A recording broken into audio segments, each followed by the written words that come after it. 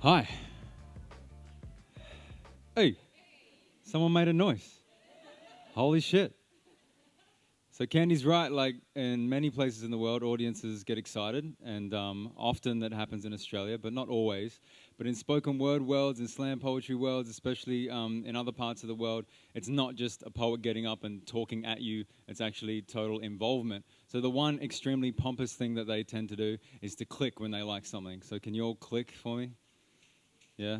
So that the reason why they click is so that they don't interrupt the poet while they're performing when they appreciate something, and also to look like very posh. Oh, that was wonderful. Also, the other thing they do is actually say things when they hear something they like. They actually say things like "yeah." In the States, they really like to do "wow." You could do something like "fuck yeah." Anything like that can really work. So feel free to shout at me, basically. So I have a long and kind of winding history of how I became a poet. I've done many different things over the process of my life. One thing that I did was studying at university, anthropology, indigenous studies, and that wasn't really because I thought necessarily that it was a career, but I just realized that when I was at school, there was a whole heap of shit that we weren't being taught, and that everyone should just go and learn as much as they can. And from there, I then decided to go out on a limb and do poetry and I've been through some depression. I've been through lots of different things. And now I get to tour around the world and be a full-time poet. And it's really weird because there's maybe only 5 or 6 full-time poets in Australia and only a couple of hundred, I guess, in the world that get to say that they do this. And a lot of my work is working with young people, helping them to write and be honest and be powerful in their words. And there's a great quote from a writer, Arundhati Roy, who wrote The God of Small Things. She said, "There's no such thing as the voiceless. There's just the intentionally silenced or the preferably unheard." And that's basically what I feel like I live by, in that helping other people to write and get their voices to be louder as well, especially people that are finding themselves unheard or deliberately silenced. So I was just going to do a couple of poems for you today, and just to freak it out, I'm going to get you to write a poem as well. So good luck with that. We'll do that a bit later. I wrote this poem. I don't know how many of you know, but in Australia we have an extremely high suicide rate. Especially among Indigenous Australians, it is the highest suicide rate in the world, and yet our government still decides to blame the victim. And a friend of the hip-hop community in Melbourne passed away, took his own life last year, and he was an incredibly successful, amazing dancer. And we did a big fundraiser for an organization called Beyond Blue, and they asked me to write a poem for that situation to raise funds for them. And I wrote this poem. It's called 206.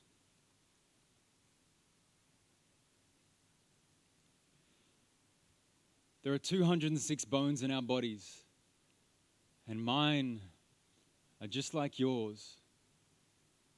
But I'll be white ochre if I want to. I'll be bleached by sun and soaked by sand if I want to. I'll be eaten and reclaimed, decomposed and desired if I want to.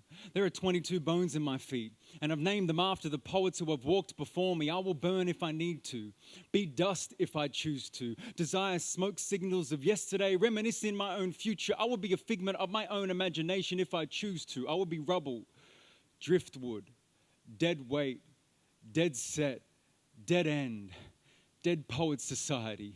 There are 40 liters of water in our bodies, but most of us still can't find a fucking flow. And there are 206 bones in our bodies, and each one will be fine bone china teacup discussions of what could have been. Use my fibula to mark the chalk outline of what went wrong. Reform my skeleton into a shape of something you think you can come to terms with. Like, how did he? Why did we? When was it? Why wasn't there? Why didn't we? There are 40 liters of water in our bodies, and most of us still can't find a fucking flow. I will build a dam if I want to. I'll build a river, an estuary, a lake. I will build a tear duct the width of your mother's face. I will not let her tell me we can't hear your voice anymore. I can't hear your voice any more than my own sometimes. My heart beats me up all day, and I know you know what that means. I know you miss me, but I wish you'd missed. And I'm not ready to shoot the breeze with you. I'm not ready to fall with you, not ready to flow, not ready to go, not ready to be that bold with you just yet. Not ready to decompose, disintegrate, or dissolve. I'm not ready to feed the dirt just yet. As a poet, we're only ever really respected once we're dead, so I guess I'm just not ready for fame just yet. I'd rather be anonymous and breathing, alive in secret, a bad poet but livid, average but dealing with it. I'd rather be another number than a statistic. There is a difference. I'm not ready to fall just yet, and there are 1,000 miles of veins in our bodies, and I've given each vein a name, so when I'm gone, you still can't use my name in vain. And there are 36 breaths in this poem that I may have never taken, and they are the best shit that I ever wrote.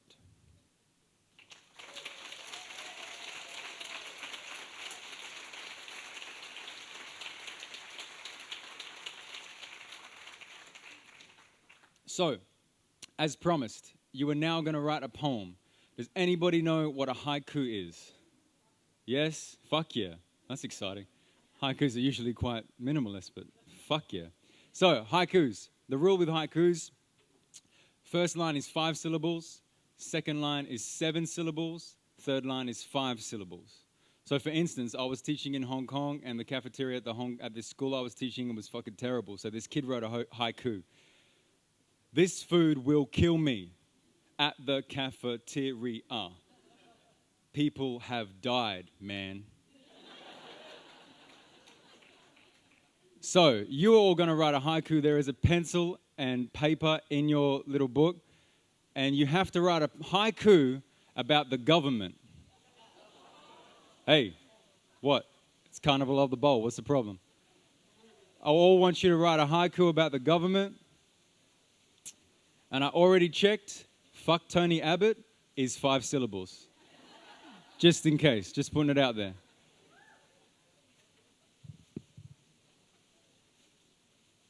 So 5 syllables, 7 syllables, 5 syllables.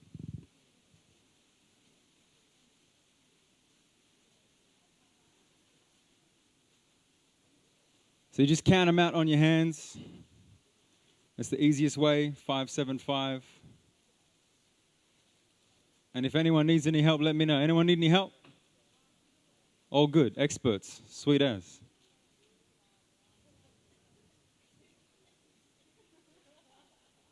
It can be nice if you want it to be. But we're not going to use it. No, just joking. The government is 4 syllables. 5, 7, 5.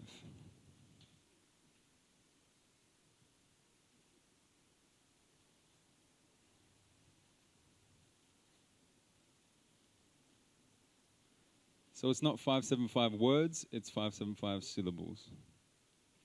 It's a Japanese form of poetry. It's very famous. It often would be written after quite long periods of meditation and considering especially natural surroundings. There usually would be a mention of winter or summer or a season or a mountain.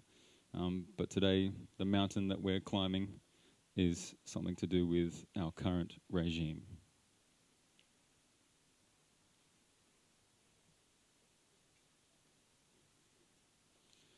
Is anyone finished?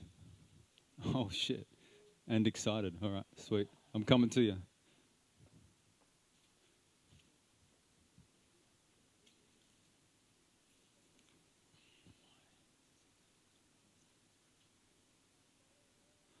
You can write it in another language. Please write it in another language. Why is he so dumb? I don't understand his brain. Please help us. He sucks. Genius. Yep. When the love. How do I repent when the love I have still stirs, when the laws refuse repel? Nice. How do I repent when the love I have still stirs? When the laws refuse, repent. Repel. Repel. Nice.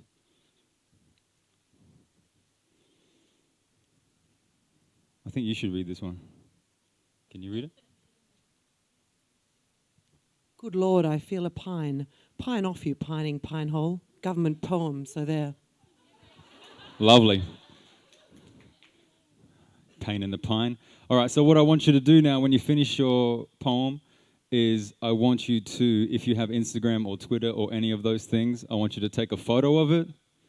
I want you to tweet it or post it or whatever with the hashtag Carnival of the Bold. I don't want to ruin the creativity with hashtags and all these things, but this is important so that we know where they all are and we get to see them all.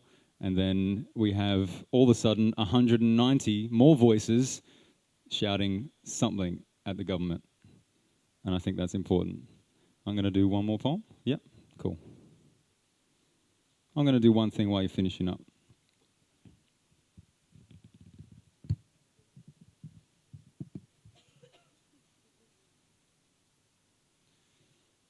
So this poem is called Antidote, and it's very, very fresh. I just finished it on the weekend. So if I forget, you all have to give me shitloads of sympathy. Is that cool? Yeah, great. Thanks. Didn't sound like you're gonna, but thanks. Yeah, whatever. I'm writing a poem. Shut up. All right.